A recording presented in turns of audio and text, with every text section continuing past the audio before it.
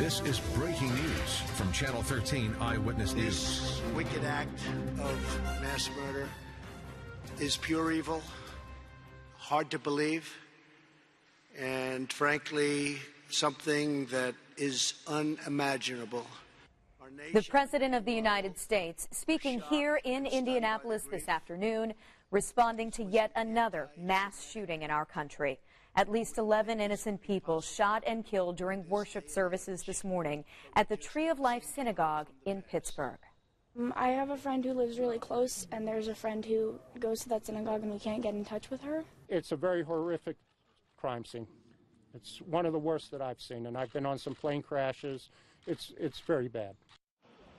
Officers there responded quickly and in force. They trapped the alleged shooter inside, exchanging gunfire.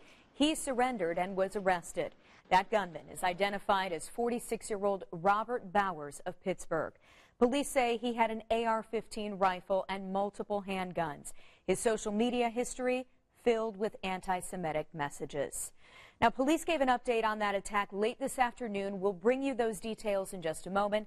But first, President Donald Trump in Indianapolis today at the FFA convention, and he started his speech today by addressing this tragedy. Our Kevin Rader was inside Bankers Life Fieldhouse when the president responded. Kevin?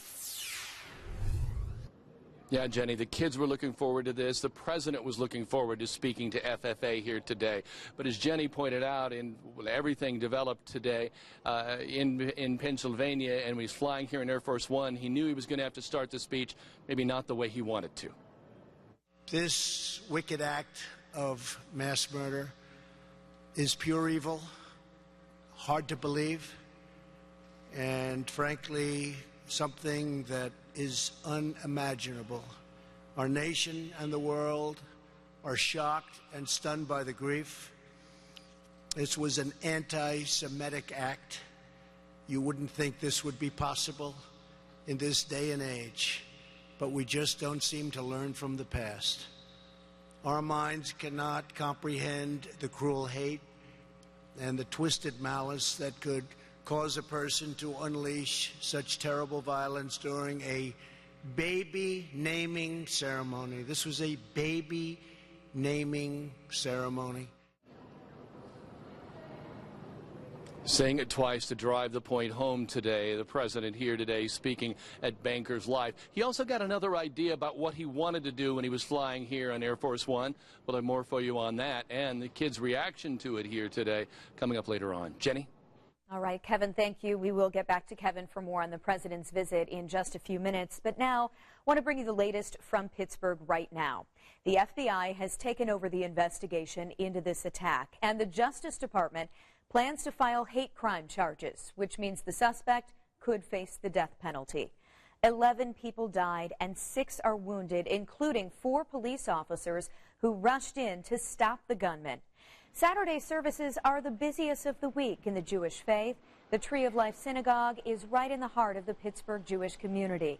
People there say the shooting started during a baby naming ceremony. My heart breaks for the members of the Jewish community. Today, all of Pennsylvania mourns with you. Anti-Semitism has absolutely no place in our Commonwealth. Any attack on one community of faith in Pennsylvania is an attack against every community of faith in Pennsylvania. A vigil is planned for this evening in Pittsburgh to honor the victims. And tonight, houses of worship all across the country have extra security. Before coming to Indianapolis, President Trump suggested that the synagogue in Pittsburgh should have had armed guards.